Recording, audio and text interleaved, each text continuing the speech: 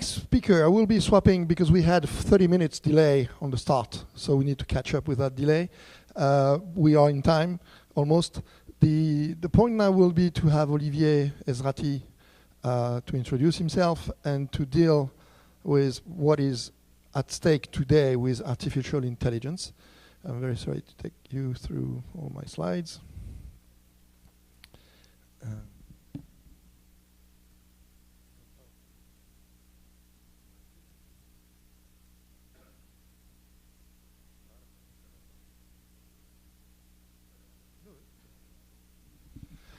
So, a quick introduction to Olivier. We've been bouncing to each other for maybe last 10 years on the digital environment and the CES. He is a tremendous expert. He produces every year an outstanding survey for all the startups engaged in the French tech coming to the CES. And I'm delighted to introduce you. To the floor is yours now. Hi, good afternoon.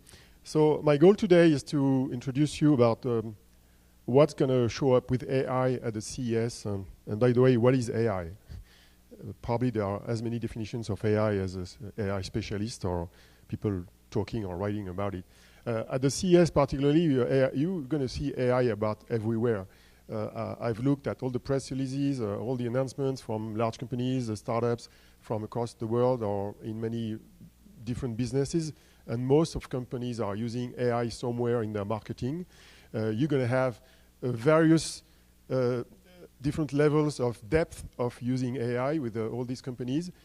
But whatever the company is going to say about AI, they're going to use some bits of AI. And I will explain to you what kind of pieces of AI those companies may be using and what is the value they can bring to the market and for users. Basically, AI is about everywhere, from home to your office, in your car, in your smartphone, in the city. You're going to have smart grids, smart energy, smart whatever, in every place imaginable. Today, AI is basically a set of techniques, mostly software techniques that can be used in many, many dimensions. And I will show you where it can be used. The first level is something that was very popular in the 80s called expert systems or rules engines.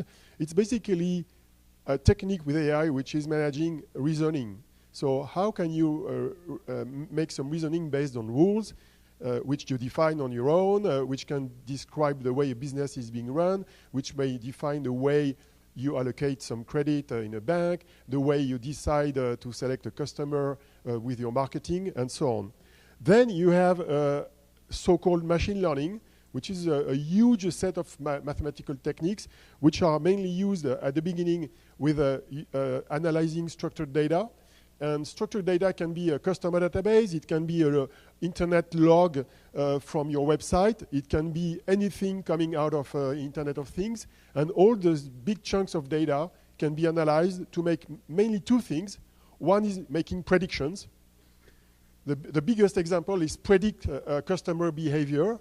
So if you have a big set of data and you're Canal Plus or you are a telecom company and you want to know which are the specific criteria with your customers which can help you predict the churn and detect those customers which could leave you and for which you could make some specific offerings, some specific marketing or outbound marketing.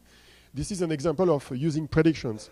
The second thing is how can you segment your market or how you can segment your base, your data. And this is where machine learning is being used.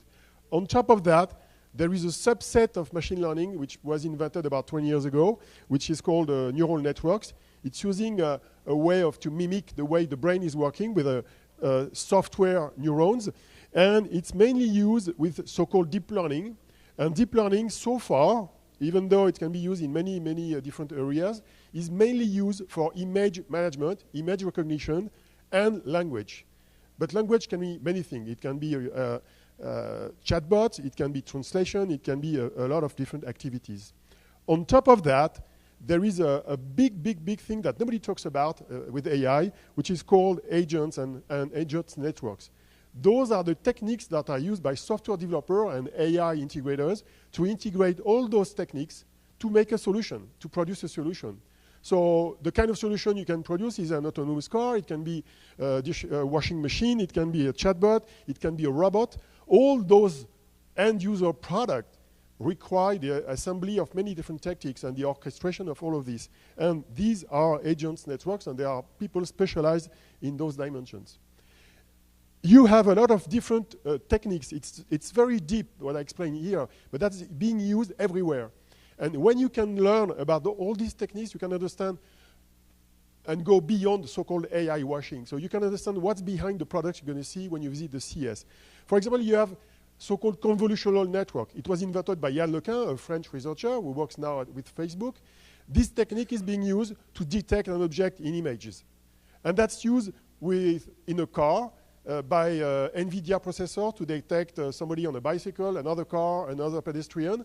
This is using a technique that was invented back in 1988. That's called convolutional network. You have other techniques which are really recent. It started about 2 years ago. It's called generative networks. Those are the networks which can create content based on other content. And I will show you a couple examples. Now let's look at all the various applications. There are so many applications with AI which is unbelievable. Just on vision. Just on vision, you have obviously face recognition for security. You have detection of activities. It's being used in smart cities to detect whatever concentration of people in the street, security threats, whatever the reasoning. You can have a lot of applications in digital imaging for medical imaging. You have a couple companies exhibiting at the CES which are showcasing the way to use AI to detect specific illnesses. You have autonomous cars. You have all the field of e-commerce that's been using image recognition, looking at image database to detect a product that looks like another product. And you have also, particularly in new smartphone solution, techniques that are used to improve pictures or to select the right picture you take out of many pictures. So you have a lot of very interesting solutions which are both being used in businesses or with the consumer solutions. What you're going to see this year with many exhibitors is so-called emotional AI. Emotional AI is about two things. One is about detecting the emotions of users. How do you detect emotions? You detect emotions with looking at the face, listening to the voice, and with neural networks, you can detect various emotions. You can detect nervousness, you can detect fear, you can detect mostly negative emotions. And if you can detect these emotions, you can react to this. And then you have the second stage of emotional AI, which is how a solution, like a chatbot, or like a solution based on voice recognition, like Siri or Google Assistant, which is everywhere in Las Vegas. You've seen that probably. It can base its response to user based on the emotion it detects with users.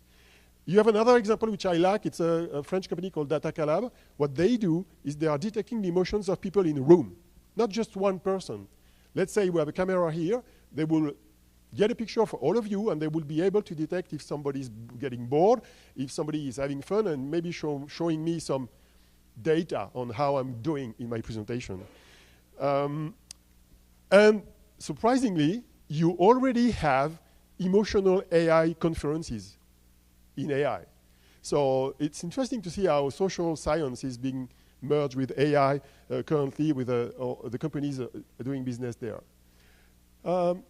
Language is about the same. With handling languages, you have a lot of different solutions you can see here at the CES.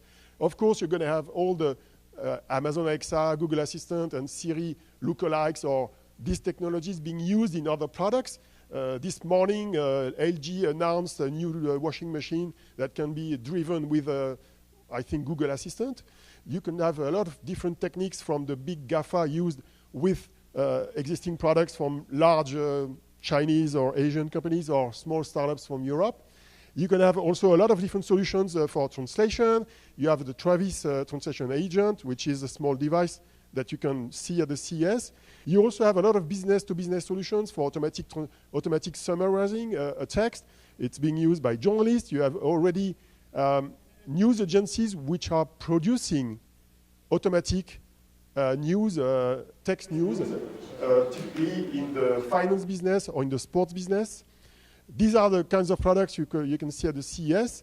So the Travis translator is an amazing one. It could be done with a smartphone, by the way, but it's a special dedicated device to translate one language into another. Then sometimes you have very strange solutions. This one comes from a company from North America called Liarbird. Liarbird is able to generate a voice based on some text, arbitrary text, and a given voice that has been recorded. So in this video, I can't show you because it's not on my PC here, but this video, you can get it on the web. You go on YouTube and you find it. You type Obama and Liarbird. You're going to see a video of Obama talking about Liarbird. You see his face moving. You hear his voice, but it's not Barack Obama. It's a generative network that is creating the video. So the future of fake news is going to be interesting. And you're going to have to create new solutions to fact-check videos, because some of the videos you're going to see on the web, particularly on social networks, are going to be fake videos. So this is an interesting development. Another phenomenon that you can observe and then try to analyze when visiting the CES is all those technologies which help you connect with connected objects. So until now, you had remotes like the 7Hugs remote or the SOWI remote from a subsidiary from Électricité de France, EDF. You had a lot of single-button products which appeared about 2 years ago, like the Amazon Dash. You push on a button and it connects to the Amazon.com and it orders whatever product you want.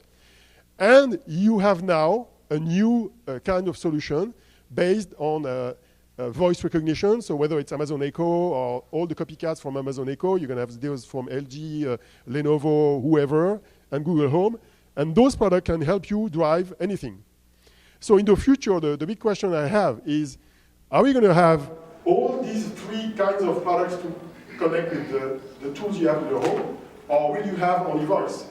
I believe that we can have dedicated devices based on what you need and what you want to do. If it's faster to push a button to get your light, you may not use voice or you may not use a complicated remote. For some dimensions or for some products, you may use a remote. And for some very simple tasks, you're going to use a button. So when you go in the science level 2, and you look at all the smartphones product, try to understand which kind of remote is going to be used for which kind of activity. The new trend that is showing up this year, I think it started last year, but it's going to be very strong this year, are the systems which get rid of so-called orchestration solutions. Until now, when you wanted to automatize some activities in your home, let's say you get out of your home and you want to change the heat, close the door, close all openings, and turn on video security, you had to program it on your own, or somebody had to program it with some code. Or you were using solutions like IFT, which is coming from a startup from the Silicon Valley. This year, you're going to see solutions like Win AI, it's a French startup, or Morpheus Momo, or Dawson, which comes from Asia. Those are solutions which are going to understand what you do on a usual basis, and they will do the programming on their own, based on AI. So it's going to be a way to automate, to make it automatic to program your system. It's going to be a self-learning system. So this is another option that's going to be available, and it's going to be very interesting to look at all those companies doing this and to see if it's possible to do it, because you have to learn on the fly. You have to see if those scenarios really work and if those systems are really able to learn on what users are doing. Then you're going to see, obviously, many AI in cars. Let's look at a couple companies. Tesla, of course, even though they don't have any booth here at the CES. Let's look at just French companies. You have Valeo, who's behind a feature called Park for You. It's been in the marketplace for at least 3 years in a row, I think now. And Park for You is the automatic park system for cars. You may not have it in your Renault or in your Peugeot if you're French, but you can find it in BMW, in some luxury cars from Germany, and this is coming from Valeo. Then you have Navia, a company coming out of Lyon, and this company has a kind of minibus, and this week they are showing for the first time their cab, automatic cab for 6 persons, And it's going to be demonstrated, I think, around Fremont Street in the north of Las Vegas, on top of other demonstrations with Lyft and other technologies. So you will have a lot of companies showing autonomous cars. The big question everybody has is, when is it going to be mainstream? When will you have your own autonomous car? There is no binary answer. The right answer is to say that you will have autonomous car or autonomous whatever showing up progressively in different places. First, you're going to see autonomous cars being used in highways. Let's say you want to go from Las Vegas to LA. You're going to have probably 3 or 4 hours of drive. Most of the drive is in empty roads. So this is very easy for an autonomous car. Then you get on the street and it's becoming more complicated. Maybe you want to take back the control of your car. So autonomous driving is going to be a mixed picture for some time. That's what you have to understand. And probably in the near future, I don't know if it's going to be 15 years or 10 years, you're going to have more autonomous cars than regularly used cars. And the mix is going to be different depending on the place where you want to drive. Then a last thing I want to describe to you, which is very important at CES this year, is all that is related to hardware. So it's not about usage, it's hardware. Behind AI, you have hardware and you have telecoms.